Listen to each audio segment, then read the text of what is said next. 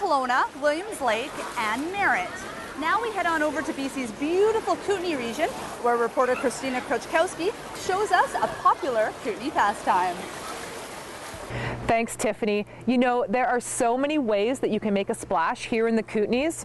I would need a whole show to tell you about them all.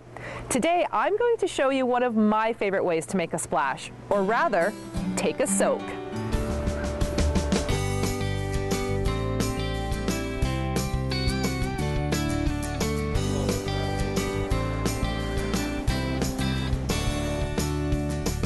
I'm now on deck at the pools of the Ainsworth Hot Springs, and I'm joined by Norm Mackey, who is not only the president of the Ainsworth Hot Springs Limited, he's also a local historian and builder of some of this pool.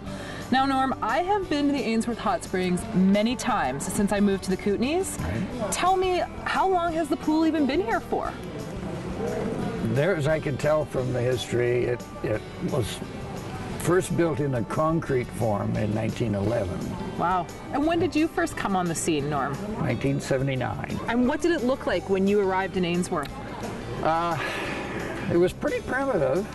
There was no pavement, very little parking lot. Mm-hmm. There was a change room, which is right behind you in those days. Oh, yeah. Such as it was. And the cave and pool, of course. Okay. And that was essentially about all we had. What do you like best about the Ainsworth Hot Springs? Best, just relaxing and having some me time. Oh, it's great. We just got in here and first impressions are fantastic. Oh, they are amazing, yeah.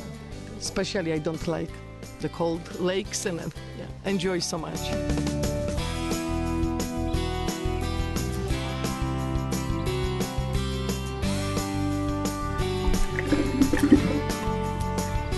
Now let's talk about the cave, because I think the cave is partly what makes Ainsworth really special, right? This is an attraction for Ainsworth. Yes, of course. Tell us about the cave. Well, since they started, you know, the first pool and things, it had various owners.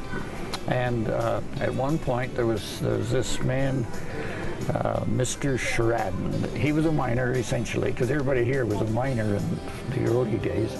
So he had been contracted by whoever owned it.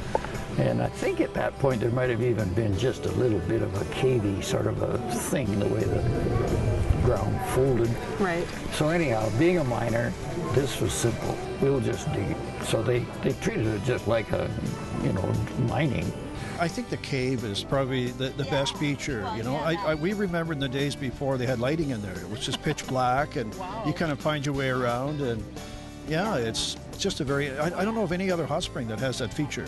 We used to come here before the caves were, you know, concreted and all supported, before there were any lights in there. We used to have a lot of fun.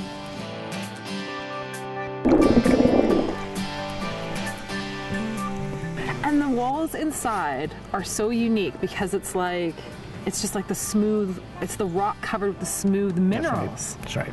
The cave is probably, in places, is probably growing half an inch a year in.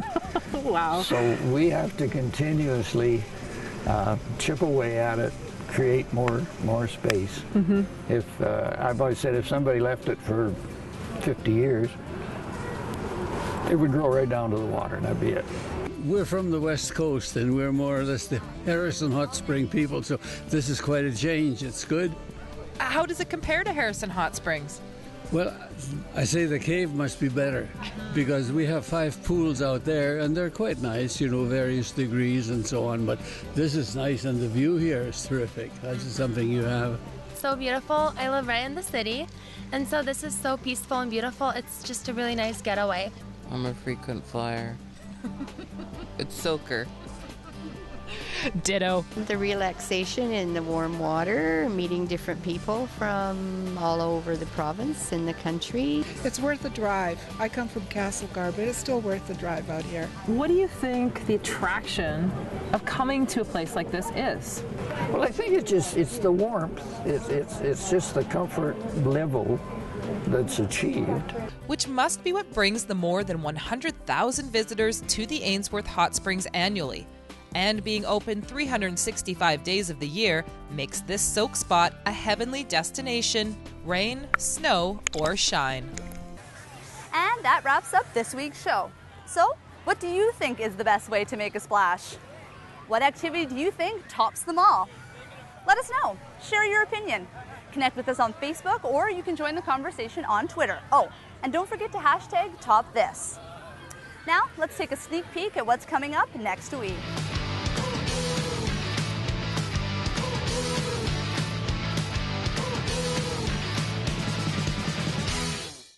So, thanks for joining us. I'm your host, Tiffany Gurdon, and we'll see you next time on Top This.